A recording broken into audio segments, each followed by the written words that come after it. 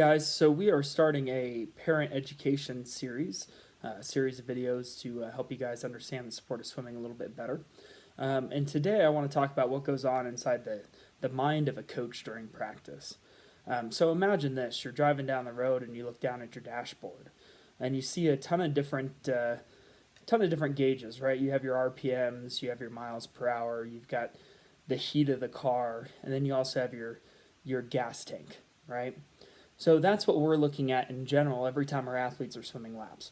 So we're looking at how fast they're going, we're looking at distance per stroke, we're looking at how many strokes they're taking, we're looking at all the technique aspects of the sport, and then we're also looking at the morale of our team. We're looking at how our athletes look in the water. Do they look tired? What's their energy level like? And that's kind of that gas tank, right? So we're looking at, do we need to adjust the practice? Do we need to change something up? Is everything working? So imagine looking at your gas tank and looking at your entire dashboard, and then duplicate that for anywhere from 6 to 20 athletes. And that's what we're dealing with on a daily basis. But it gets a little bit more complicated than that because we also have to look at everything else that's going on in the practice. So we're looking at the road as well. So we're looking at the safety components of our practice and our pool and what's going on. We're looking at who's coming in the door. Is this familiar faces? Are these parents we know? Are these people we don't know that are coming to our practice? We're looking at all of our kids. We're trying to pay attention to which ones have left the pool, so who's using the restroom, who's going in the locker room. We're also looking at what parents are going in the locker room, we're looking at the entire dynamic of what's going on in the pool and looking for our safety concerns as well. So are all the athletes safe? So we have that going on. So we've got 20 different dashboards, or 6 to 20 different dashboards, and we also have all the safety concerns of what's going on in our pool. Now we get into the point where we're looking at, imagine all of your emergency lights came on your dashboard, right? So your windshield wiper fluid is low, your gas tank is low, your check engine light's on, and you have a flat tire. And that's what we're looking at with all of our athletes at once. So we're looking at that for 6 to 20 athletes. And now we have to prioritize what's the most important thing that we have to fix in the very moment. Is it the flat tire? Is it the windshield wiper fluid? Is it the gas tank? Is it the check engine light? So we're looking at all of our athletes going, what do we need to fix in their technique? And we're looking at so many different pieces at once. So we have to prioritize what's the most important correction to make for our athletes. So that, the flat tire is probably the biggest concern in your car, right? You can't go anywhere to fill up if you have a flat tire, if your tire is blown. Your check engine light is really of no concern if your tire is blown. So that for us could be something that is going to cause injury. So it's a major technical correction we have to make in the moment, because if we don't, we're going to have a car that doesn't go anywhere. So the first thing we look at with technique is, what is the most critical for our athletes? What's going to cause injury? Is there something they're currently doing that's causing pain of some sort? And then we look at it from a perspective, and now we got to balance all these other technical issues. You have to balance all these other check engine lights that are on. The check engine light, the gas tank, and the windshield wiper fluid. And the windshield wiper fluid might be the easiest to correct, right? If you have a water bottle in your car, you might just be able to go pour it in. Not if it's cold outside, you'll freeze it. But we have to look at everything that's going on with an athlete, and a lot of times there's a lot to fix, right? Especially with our beginner athletes, there's a lot of things that we can make changes to. So we have to look at what is going to be the most important in the moment right now, and we have to prioritize our technique corrections.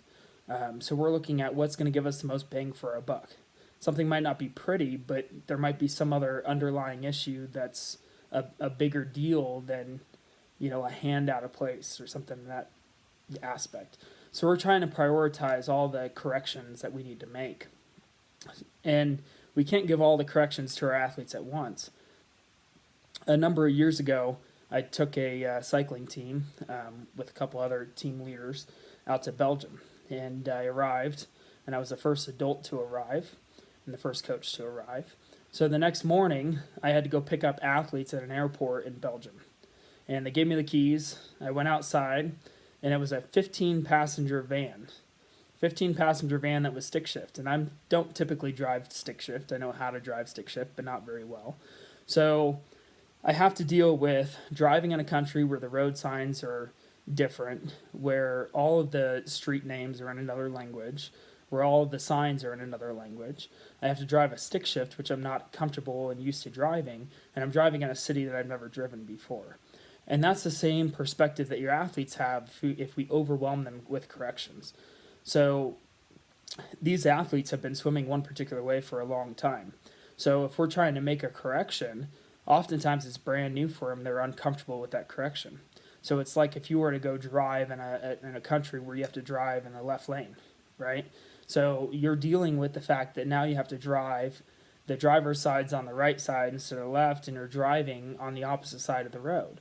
And that's a lot to deal with, and that's how our athletes feel a lot of times. So we have to understand what our athletes are going through when we make corrections and how it feels for them as well. So we can't give them all the corrections at once. We have to prioritize what corrections we're going to give them. So we're looking at what's going to give them the most bang for the buck, what has a potential of causing injury, and we have to prioritize what corrections we're giving them because we can't give them all at once. So that's kind of within the mindset of a coach during practice. There's a lot going through their mind. They're looking at 20 different athletes, and we're looking at tons of different components of the athlete when they're swimming. We're looking at how fast they're going. We're looking at, every last statistic we can, calculate as they're swimming. And then we're also looking at the corrections and what corrections do we need to make now and what corrections can be held off. Because the truth of the matter is we're never done making technical corrections with our athletes. They're always going to have something that can be fixed, including the world's best swimmers. There's always something that can be changed. So that's a general peek inside of a coach's brain during practice and everything that we're thinking about and have to deal with our athletes. So I know sometimes it feels like, maybe we haven't worked on something or we should spend more time on this particular aspect of a stroke, but that might not be the most critical thing for the athlete in the moment. And we're having to deal with what is the most critical component that we need to work on in this very present moment. So thank you guys for listening and understanding what goes on in the mind of a coach during practice. And we look forward to giving you guys more of these videos so you guys can understand more about our sport, and so that you can help your athletes as parents, and we can grow better as a team. So thank you.